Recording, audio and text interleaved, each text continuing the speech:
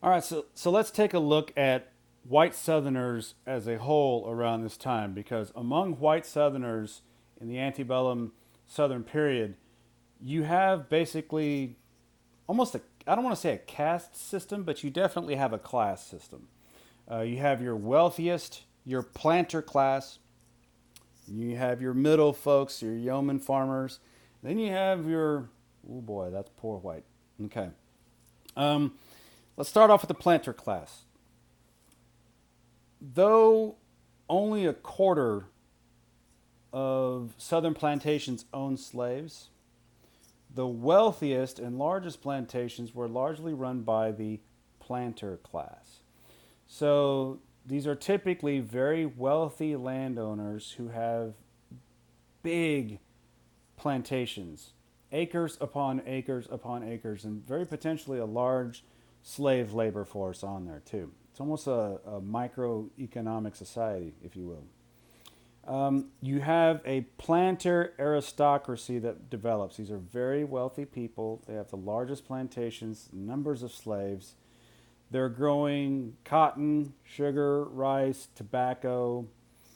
Yeah, they have a lot of land, a lot of slaves. They're wielding quite a significant amount of influence and political power in the South as well. Um, they've got big incomes. They typically have those big southern plantation homes. So they have lofty homes, huge amounts of land.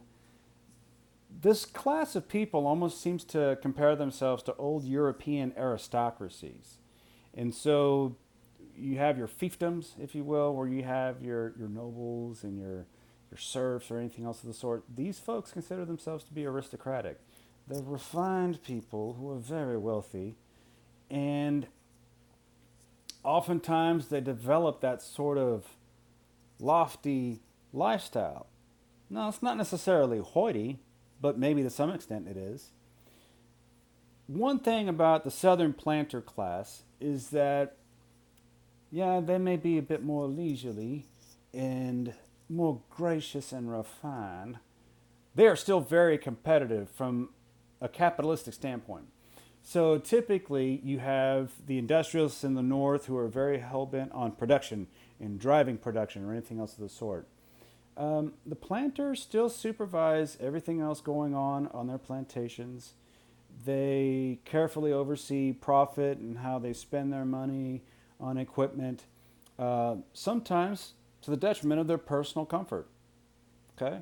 Um, Otherwise, though, you have a number of planters who have the opportunity to move about.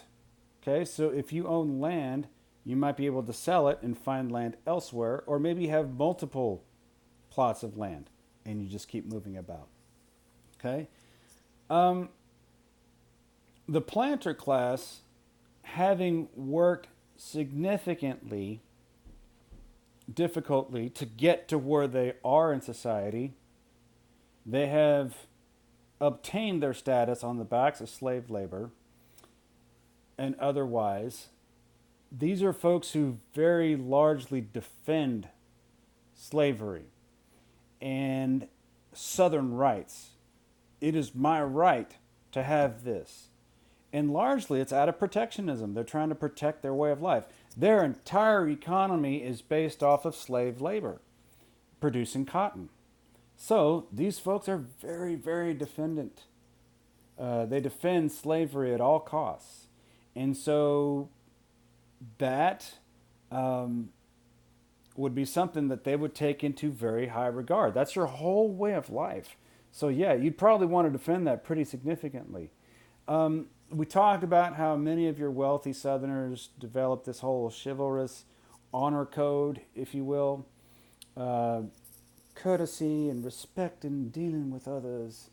That sort of honor code is also something ingrained, not just helping others and being courteous unto others, especially unto women, but also this idea of manliness and manhood. If someone challenges your manhood, then you might take them out for a duel, kind of like Aaron Burr and Alexander Hamilton. Um, Otherwise, of the sort, um, The planter class, they run everything. That's the smallest class, but they hold a majority of power, and it's so significant. Okay, so that's definitely something to keep in mind as well. Now, when talking about the planter class, you also have the Southern lady. You might have this impression of Southern belles and whatnot. These ladies with the spring gowns and the umbrella and the hats, and affluent white women were largely at home with their husbands on the plantation. They cared for their children. They were supposed to be genteel and collected ladies, ladylike. They didn't engage as much in public activities, kind of like their husbands did, and they didn't engage in as much employment like northern women did. Otherwise, though, um, affluent white women at that time didn't necessarily have this grand, easy life where they sit around eating bonbons all day. It wasn't the case.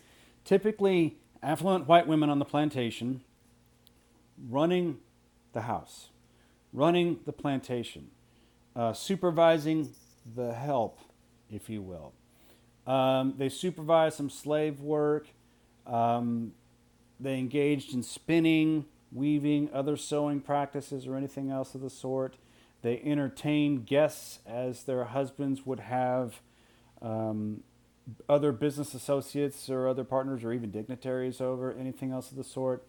So that sort of task, even sometimes going out there in the field itself, is quite arduous. So these women didn't necessarily have this grand, easy life. They had all kinds of responsibilities that are somewhat hidden. So that was something that was going on at the time. Now, Southern women also largely were not expected to go receive an education. Why would you? You need to be at home. You need to be supervising the help. You need to be sewing. You need to be entertaining guests. Um, so there weren't as many schools that were allowed for them to go to. And oftentimes, they would have higher birth rates. You're at home all day long. Hi, honey, I'm home. So they would have higher birth rates because guess what they're doing? Okay? So, from that standpoint, um, you also saw quite a number of divorces too, because oftentimes slave owners would have sexual relations with slave women. And that would cause conflict between the husbands and wives on the plantation. Okay? Um, you saw some women, affluent white women at the time, rebel against slavery. They became abolitionists. Um, they rebelled against their role in the house. They wanted to do other things. Others completely accepted all the Southern virtues. So it's kind of a mixed bag from that perspective. So let's talk about your yeoman farmers, though. That's your middle class. We just talked about the planter class. Let's talk about the middle class, okay? Because that's the majority of Southerners. The majority of Southerners are just folks trying to get by. They're in the middle. They're not dirt poor. They're certainly not wealthy. And they may not like the planter class, but these are folks who are reasonably good at getting by just on their own. Okay? So they may own a small parcel of land. They produce enough for themselves. Most of them don't have slaves. Very few of them did. And if they did, it's probably maybe one or two. Most of them don't have slaves. They're just plain folks looking for opportunities, maybe to get an education. There weren't a whole lot of schools in the South. There was like the schools that did exist were few and far between, and they were inferior to the ones up north. And then there was only 260 colleges in the South at that time. And the only people who went to college were typically sons of the wealthy planter class.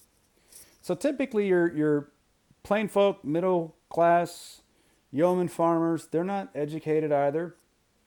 Um, they may not like various other different things, but they're just typically getting by. So they're small farmers. Typically, you just have your own parcel of land. You don't necessarily like slave labor, but you don't necessarily have anything against it either. You're just typically not the slave owner. Okay, so that's the majority of the yeoman farmer plain folk class. And then you have your third class. Your poor whites, white trash, if you call it. Okay, these are folks who typically live in backwater, infertile land. They have small shanty type cabins, if anything. They don't own land. You might hunt whatever you can kill, that sort of thing. I'm going to kill a possum and eat it. All right, do what you got to do there, Hoss. You might live in worse conditions than slaves. Think about that for a second. Oftentimes, slaves who live on larger plantations have better living conditions than poor whites. These white folks are dirt poor. They have nothing. And they almost kind of like it that way. They lived in utter poverty, and that's just how it was. I was watching a documentary a few years ago about how some of the poor mountain folks up in the Appalachian Mountains near West Virginia, um, this one woman was feeding her baby a bottle. It's like, okay, what is that? Baby formula or, refrigerated milk, something like that? It was Mountain Dew. She was feeding her baby Mountain Dew. That's the type of folks I'm talking about. Okay? These are very poor white people. One thing about them, though, is that even though they lived in a situation that may actually be worse than slaves, they oftentimes associated themselves as still being better than slaves because they're white. White people are superior to black people, and even though we're in worse condition than those black slaves, we're still white. We're better. These people utterly resented the planter class. They hated these rich white people, but they were better than black people because they were all white. So that is something that they all had in common. The planters, the plain folks, and then your poor whites. And that is something that all ties them together.